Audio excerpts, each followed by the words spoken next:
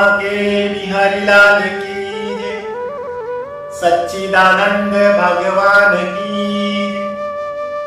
राधे राधे भक्तों।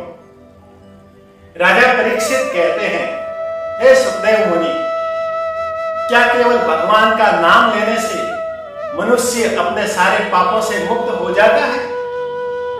सुखदेव मुनि कहते हैं कि हे राजन, श्रीमद् भागवत कथा के 6ठे स्कंद के प्रथम अध्याय के अंदर अजामिल की कथा का वर्णन है, जो मैं तुमको सविस्तार वर्णन करता हूं। तुम अपने आप ही समझ जाओगे कि भगवान का नाम लेने से भगवान किस प्रकार से भक्त के ऊपर कृपा करते हैं। सुखदेव मुनि कहते हैं, कान्या कुब्जे द्विजं कश्चिश्चासी पतिर्यजामिल नाम्ना नष्ट सदाचारो दास्या संसर्ग दूषित। हे राजन, कान्याकुब्ज नाम का एक नगर था, जिसे वर्तमान में कन्नौज उत्तर प्रदेश में स्थित है। उस नगर के अंदर एक ब्राह्मण रहता था, जिसका नाम अजामिल था। एक बार की बात है, वह अजामिल ब्राह्मण जंगल के अंदर लकड़ियों को लेने के लिए जब गया, तब उसने देखा कि एक पुरुष दासी के संग क्रीड़ा कर रहा है। जब उसने इस प्रकार की बुराई देखी, तो उसके मन के अंदर भी काम भावना उत्पन्न हो गई, वह भी कामी हो गया और उस दासी को अपने यहां ले आया। उस दासी की हर इच्छा को पूर्ति करने के लिए नाना प्रकार के लोगों को ठगने लगा, चोरियां करने लगा, लूटपाट करने लगा और उस लूट के धन से बहुत बड़ा महल भी खड़ा कर दिया। एक दिन की बात है, 100 वर्ष से हिमालय से तपस्या करते हुए एक ऋषि मुनि जब इस कान्याकुब्ज नगर के अंदर प्रवेश किया, तो प्रवेश करते करते सांझ हो गई। उस ऋषि का नियम था कि वह केवल ब्राह्मण के घर ही ठहरता और ब्राह्मण के घर ही भोजन ग्रहण करता। तब उसने नगर के अंदर किसी व्यक्ति से पूछा, अरे भाई सुनो, इधर आओ, यहाँ कोई ब्राह्मण का घर है? तो उस व्यक्ति ने कहा कि एक ब्राह्मण का घर तो है, परंतु वो ब्राह्मण कहलाने के लायक नहीं है। बोलिए बांके बिहारी लाल की। उस महात्मा संत ने मन के अंदर सोचा कि भले कैसा ये ब्राह्मण तो है। ऐसा सोचकर उस अजामिल ब्राह्मण के घर चला गया। जैसे ही साधु संत को आते हुए देखा, तो दासी और उस अजामिल ब्राह्मण ने उनका आदर सत्कार किया, उनका सम्मान किया, बैठने के लिए व्यवस्था की, भोजन इत्यादि उनको परोसा। भोजन इत्यादि खिलाने के बाद उनको रात्रि में ठहरने के लिए व्यवस्था की। जब वह संत अपने कक्ष के अंदर बैठा बैठा मन के अंदर विचार कर रहा कि नगर के लोग तो इस ब्राह्मण के बारे में अनाप शनाप बोल रहे थे कि नाम का ब्राह्मण है, ब्राह्मण कहलाने के लायक है नहीं, परंतु उसने एक साधु का आदर सत्कार किया है, संत की सेवा की है। भले ही कितने भी अवगुण हो, लेकिन साधु और संत की यदि कोई सेवा करता है तो उससे बड़ा कोई गुण उसके अंदर नहीं होता है। बोलिए भागवत भगवान की।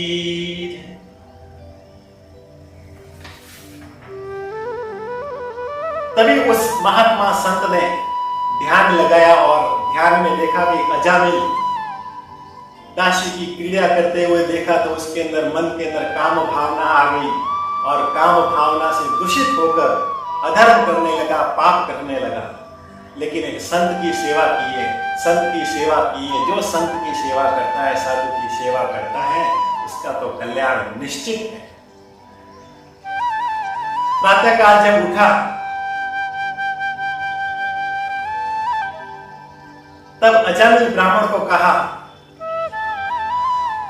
हे अजामिल, तुमने एक साधु संत का आदर सत्कार किया, उनके लिए भोजन इत्यादि की व्यवस्था की और साधु और संतों की जो सेवा करता है, वो सेवा करने वाले का कल्याण निश्चित होता है।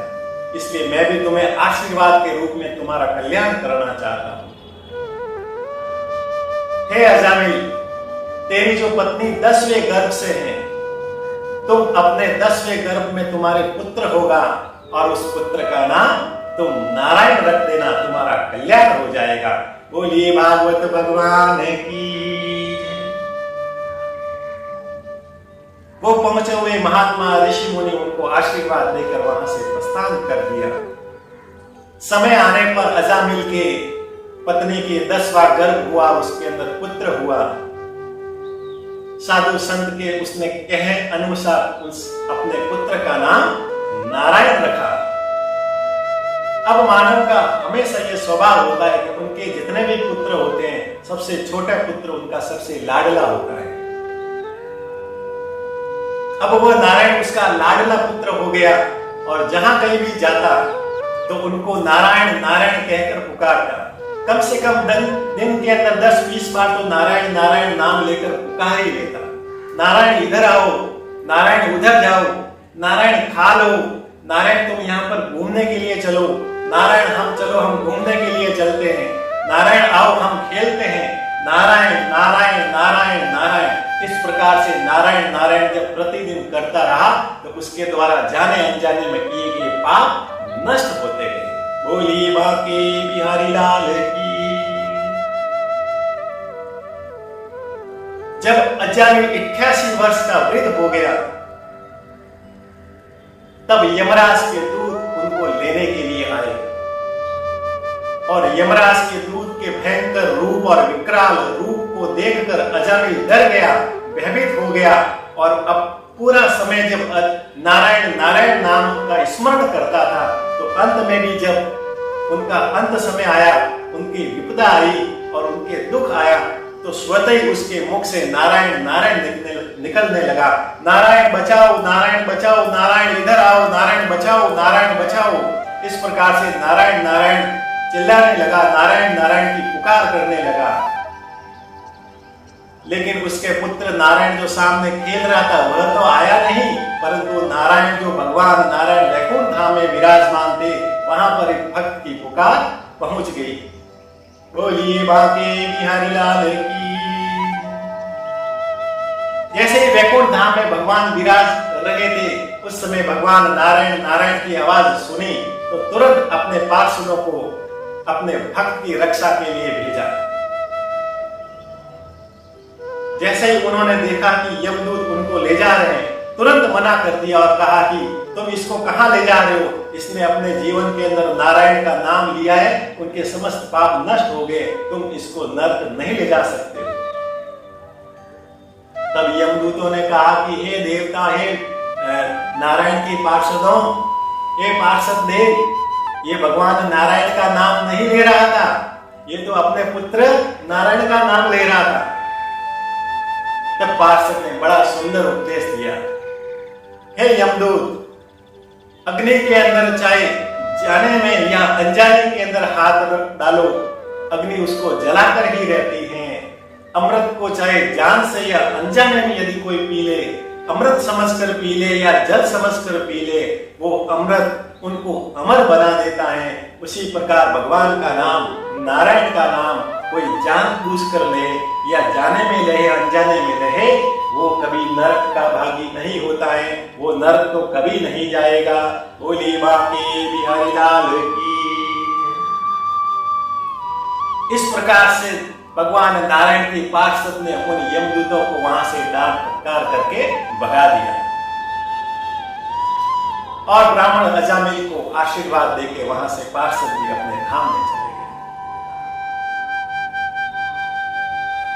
जब अजामिल ने भगवान की अपने ऊपर इतनी विशेष कृपा जब देखी और पाई तो मन के अंदर पश्चाताप करने लगे कि मैंने संपूर्ण जीवन पाप किया है, अधर्म किया है, लोगों को लूटा है, लेकिन भगवान का केवल नाम लेने से मेरे प्राणों की भगवान ने रक्षा कर ली है। अब तो मैं अपना संपूर्ण शेष जीवन जितना भी रहा है, शेष जितनी भी आयु रही है, मैं संपूर्ण जीवन केवल भगवान नारायण का नाम लेता लेता ही इस देह को त्याग दूंगा।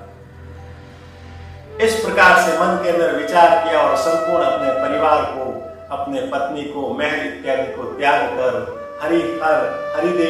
हरिद्वार आगे और वहां से बद्री विशाल चले गए। वहां पर भगवान का नाम लेते रहे।